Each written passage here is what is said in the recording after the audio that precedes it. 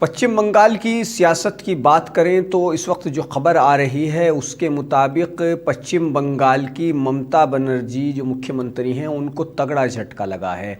झटका यह है कि उनके करीबी नेता ने भाजपा का दामन थाम लिया है, जिससे तृणमूल कांग्रेस को ज़बरदस्त झटका माना जा रहा है।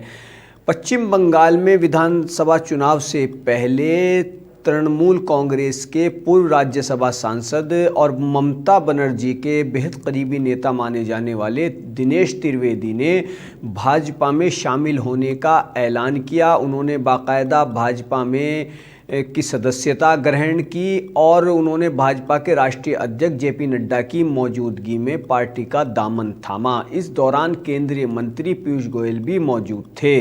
काबिले गौर है कि त्रिवेदी को ममता बनर्जी का बेहद करीबी नेता माना जाता है। 12 फरवरी को बजट सत्र के दौरान उन्होंने खुद के इस्तीफे का ऐलान कर दिया था। तभी से माना जा रहा था कि वो बीजेपी में शामिल हो सकते हैं। हालांकि ये खबरें भी आईं कि उनकी नाराज़गी दूर की जा सकती है, लेकिन आज उन्होंने भाजपा का दामन थाम लिया। भाजपा में शामिल होने के बाद उन्होंने कहा कि जनता ने तृणमूल कांग्रेस को नकार दिया है। राज्य की जनता तरक्की चाहती है, वो हिंसा और भ्रष्टाचार नहीं चाहती।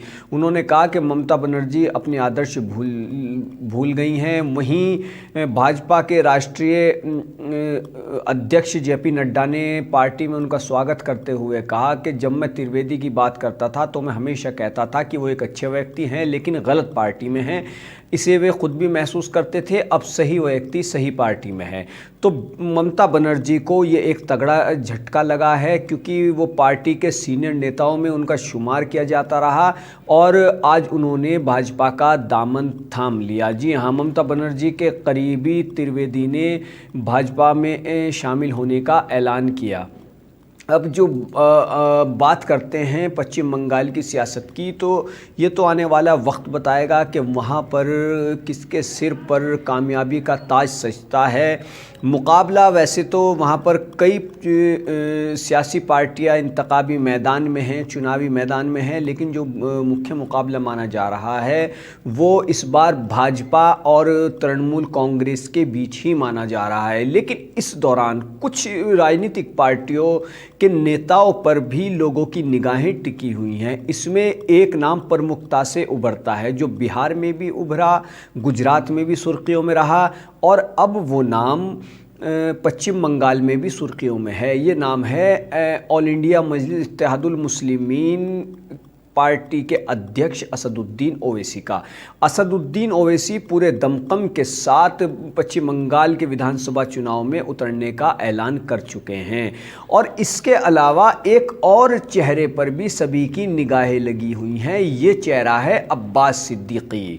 जी हाँ, ममता के वोट बैंक में ओवैसी कितनी सेंध लगा पाते हैं या आईएसएफ बीजेपी के लिए कितनी फ़ायदेमंद साबित होती है, इस पर सभी की निगाहें लगी हुई हैं। वैसे ये भी कहा जा रहा है कि ओवैसी की तकरीर भले ही लोग ज़्यादा सुनते हों, लेकिन उनसे ज़्यादा प्रभाव वहाँ पर अब्बास सिद्दीकी का है और सत्ताधारी तृणमूल कांग्रेस को वो कड़ी टक्कर देने जा रहे हैं और इसका सीधा फ़ायदा वहाँ पर बीजेपी को मिलने की उम्मीद जताई जा रही है।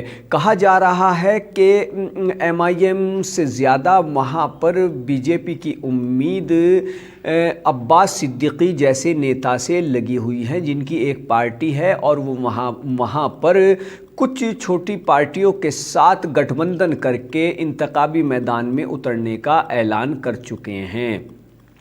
बीजेपी पश्चिम बंगाल फतेह करने के लिए अपने शीर्ष नेतृत्व को तो प्रचार की कमान दे ही चुकी है। साथ ही उसे उम्मीद है कि मुस्लिम वोट बैंक के लिए उन्हें ऑल इंडिया मजलिस इत्तेहादुल मुस्लिमीन के चीफ असदुद्दीन ओवैसी की बजाय फुरफुरा शरीफ के पीरजादा अब्बास सिद्दीकी से भी उम्मीद हैं। सिद्दीकी को कांग्रेस और लेफ्ट के गठबंधन के साथ चुनाव लड़ने की तैयारी कर रहे हैं।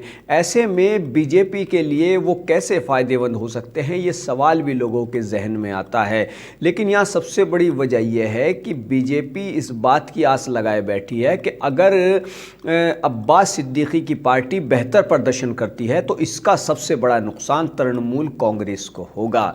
वहीं ओवैसी जितने वोट ले जाते हैं तो माना जा रहा है कि उसका नुकसान भी तृणमूल कांग्रेस को होगा, क्योंकि ओवैसी हो या पीरजादा अब्बास सिद्दीकी दोनों ही सेंध ममता बनर्जी के वोटों में लगाने के प्रयास में हैं, और जो उनको वोट मिलेगा वो वही वोट होगा जिसके सहारे ममता बनर्जी अब तक अपनी सियासी नैया पार लगाती आई हैं। तो बने रहिए हमारे साथ, देखते हैं कि क्या रुख इख्तियार करती है पश्चिम बंगाल की सियासत, किसके सिर पर सजता है ताज, जनता किसे कामयाबी का ताज पहनाती है। कीजिए ज़्यादा से ज़्यादा सब्सक्राइब, वीडियो को लाइक कीजिए, शेयर कीजिए। धन्यवाद।